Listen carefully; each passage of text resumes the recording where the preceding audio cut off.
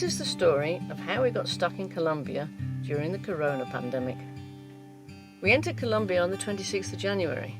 At that point, the world had 2,800 reported corona cases, and only 29 of them were outside of China, in 10 other countries. 26 of those came from Wuhan city. 80 people had died, all of them in China.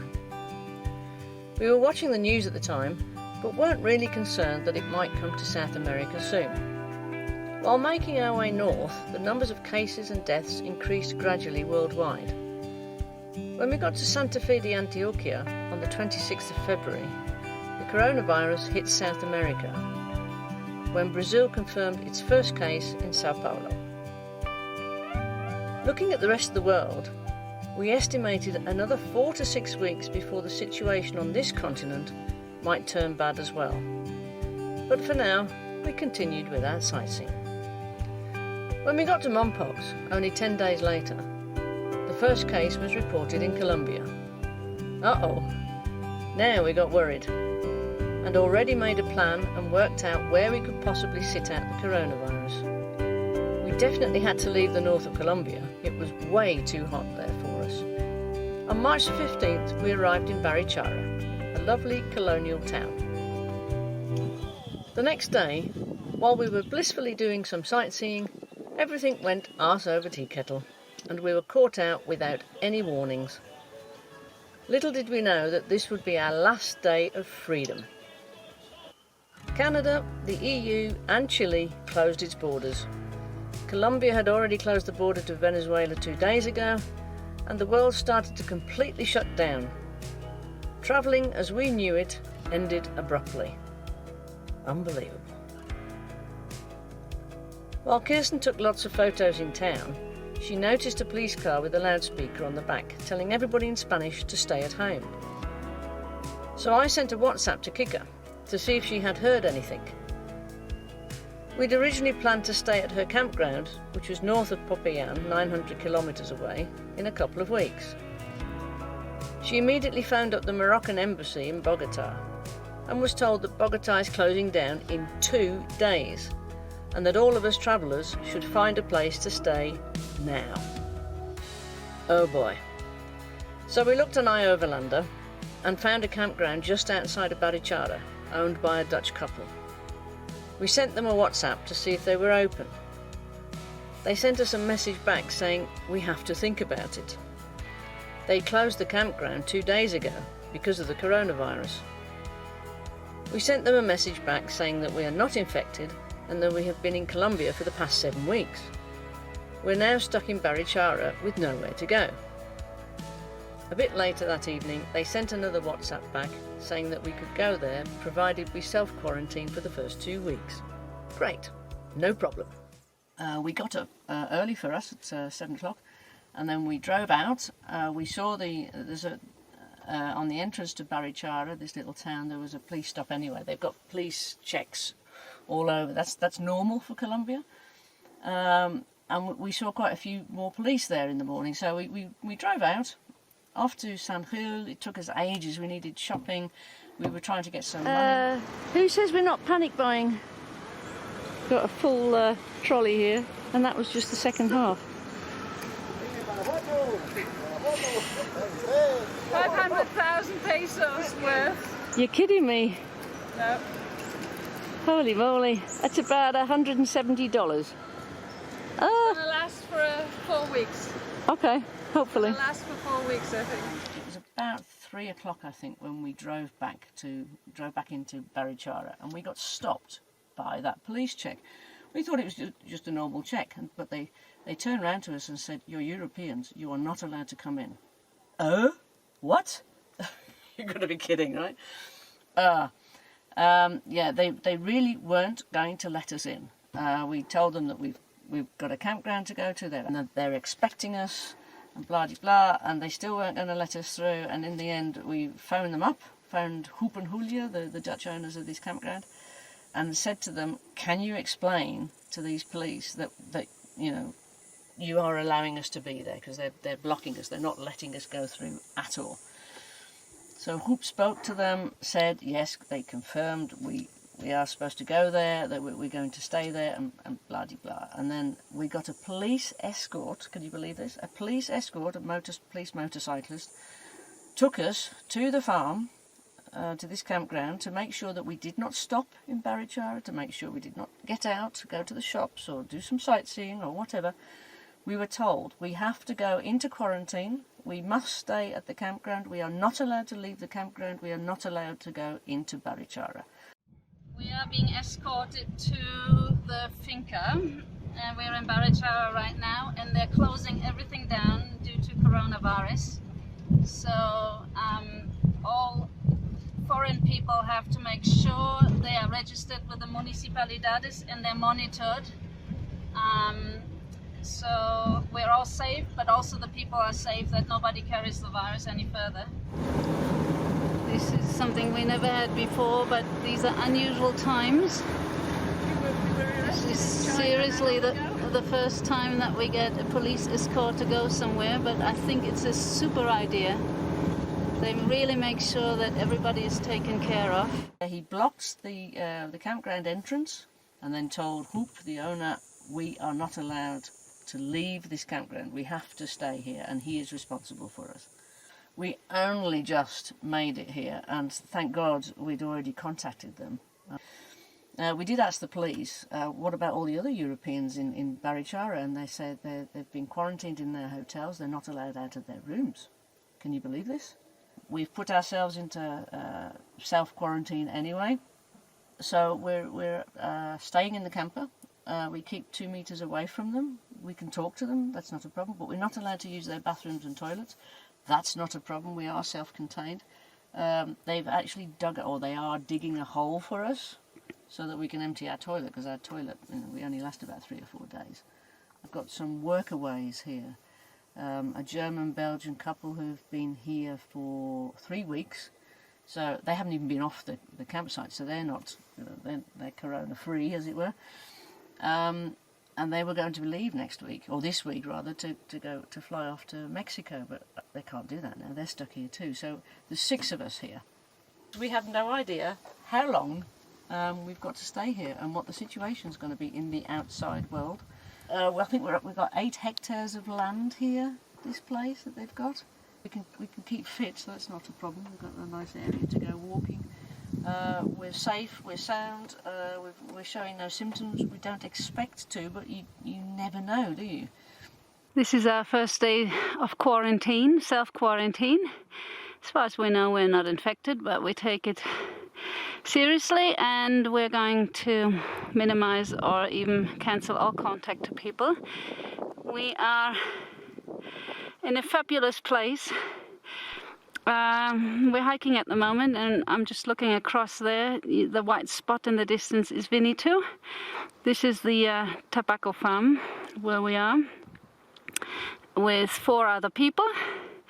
It's only about 3 or 4 kilometers from Barichara, but as you can see, we're on our own here, and we found a fabulous spot to stay hopefully healthy and exercise and do whatever we can do to not spread the virus, or not to actually get the virus, which is probably more important in the first place. But yeah, we're in good spirits. That's all we can say right now. We are hoping the situation will solve itself soon, but we estimate that it's going to be a minimum of 4 weeks that this is going to be our home. And it might be even longer. So now we're back from our walk. First things first, washing hands. Not that we touched anything, but you never know. This is we've got our own water and electricity for the moment. We couldn't have had a better spot to sit the coronavirus out, I suppose. Kirsten's losing her voice, not because she's ill, but because she's been talking too much on WhatsApps. We're sending WhatsApps to everybody that we know. Oh, she's coughing now. But that's not a coronavirus cough. She Dry throat. Dry throat. So we're still happy. We're extremely grateful to the Dutch couple for allowing us to come in, because we could have ended up out on the roads. They're closing places down. All Europeans are being stopped. And where would we go? I mean, so far everybody we care about, our families and friends are all healthy and they're all in safe situations. Hopefully that stays like this. Argentina are closing down. No, Argentina are now in lockdown as well from midnight on. We just left a WhatsApp message for Uwe. It's pretty much the same here, at least for foreigners. We're not quite sure what's happening out on the streets because we're on the farm here, and so far we haven't read that Colombia is in complete lockdown, but definitely there was a lockdown for all the tourists that are still in the country here. So Argentina is definitely going the strict way. People who break the lockdown will be arrested, and it's getting serious here in South America too. And they're doing as much as they can to protect the people here, because the health system is just not anywhere near of what we have in China, in Europe. This is our new toilet pit. This probably lasts forever. Yeah, I know. It lasts forever. Kirsten and Joop are discussing. I was taking the daily quarantine video. Oh, Yeah. this will last forever. Yeah, Because it's gonna drain down anyway. well, it's gonna sediment to Yeah. nothing. Yeah, no.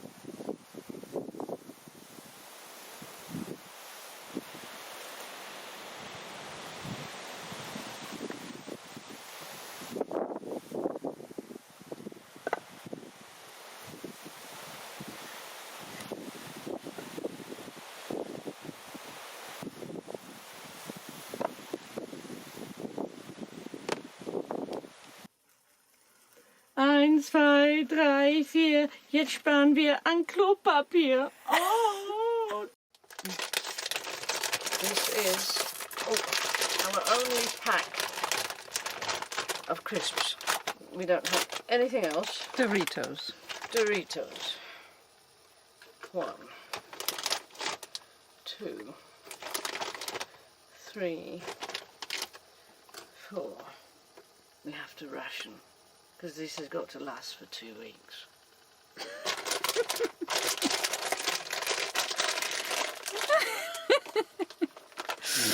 Ellie's already starving and this is only day 3. Day 3 of quarantine. I think we're going to end up being mad at the end of this. So, don't waste anything. Okay. This is day 6. We're getting ready to do some poop scooping. There are some cows next door and we'll pick up the poop for our compost pile. we have some sacks and some buckets and shovels, and I disinfected some other tools that we're going to pick up in a minute. Helen is getting ready, and we had to put some long pants on, which is a little unfortunate because it's quite hot, but apparently there are ticks, so we have to make sure we don't get covered in small tiny ticks.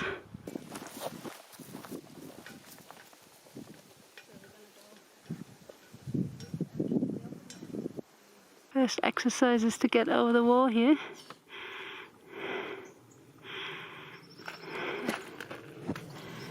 And then we have to watch for ticks. We can have some drinks with us, because we're doing the first day in the heat. But it's just a trial and error thing to get prepared. You're looking good.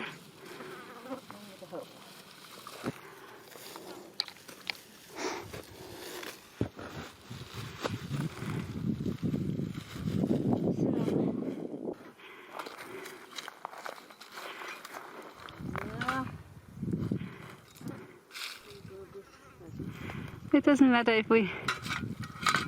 There we are. First, catch it. Oh, more. It's actually not too bad. We've got quite a bit. We haven't even done 10 minutes yet, and I think we've got each half a bag already. Oh. Yeah. We're good at pooper scooping. When it comes to shit, we're experts. So now we have to check for ticks. Then we have a look if Helen... It's a bit like a treasure hunt here. You have to see it that way. It's treasure hunting for cow shit, but never mind. It's only day 6 in our quarantine. It feels a lot faster actually, but we're happy to be productive and helpful. And it's actually a little breezy and shady sometimes in here. It's not too bad. I just found one tick on Helen. It was a bigger one. They're supposed to be really small, but otherwise it's not too bad. Apparently in the dry season they come very fast. Okay, this is Kirsten doing her pooper scoop a bit.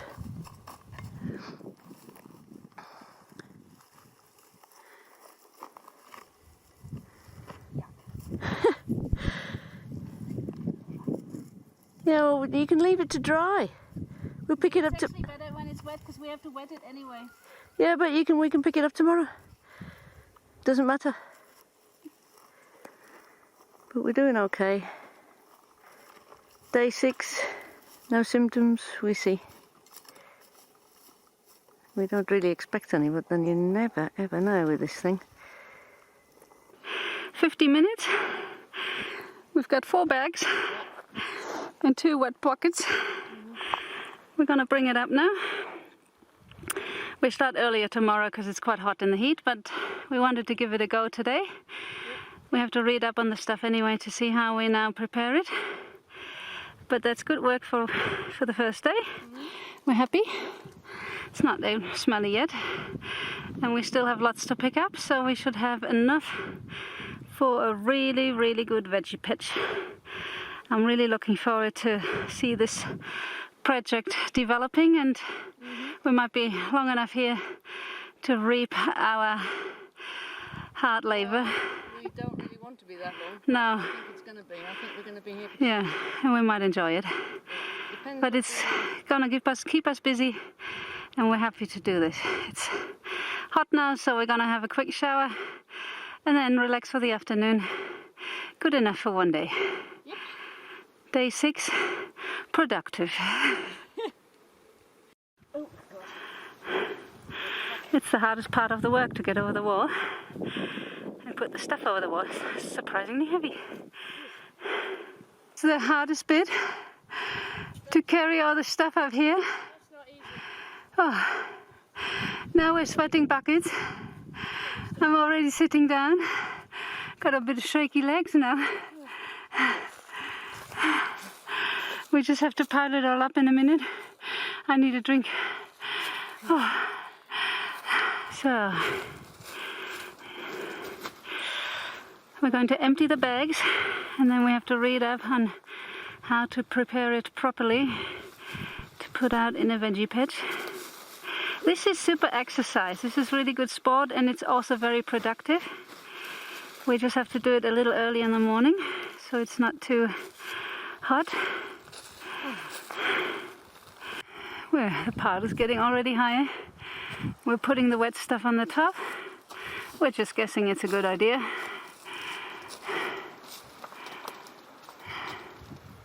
It's actually not too smelly. So Starting from midnight on Tuesday the 24th of March, Colombia declared a 19-day nationwide lockdown to stop the spread of coronavirus. At that point, there were 378 confirmed coronavirus cases and 3 deaths in the country. Stefan and Lone, our workaways, decided last minute to go back to Germany and got onto one of the last flights out of Bogota. On arrival in Germany, Lone, who is Belgian, was not allowed to enter the country and was escorted to a Brussels airline counter to buy a flight to Belgium. What a mess. Separated during the corona crisis is not a good idea. Who knows how long it's all going to last?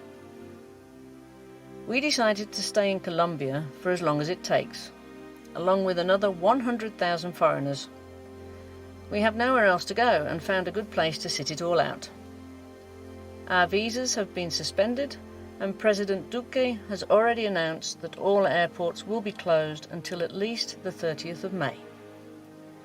We're in for a long haul, but have lots to do whilst we're here. So stay tuned for more videos.